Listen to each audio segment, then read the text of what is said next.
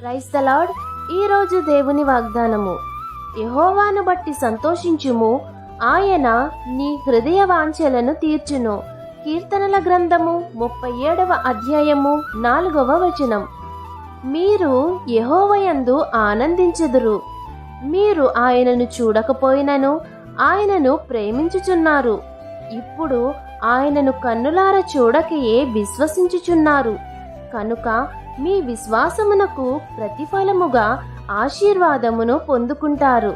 కాబట్టి యెహోవాను బట్టి సంతోషించువారిగా మీరుంటూ ఆయన విశ్వాసమునకు తగినట్టుగా మీ హృదయ వాంఛలను తీరుస్తారు.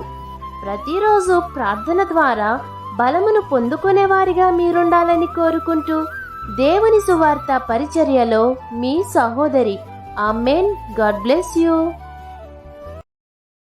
Download ShareChat.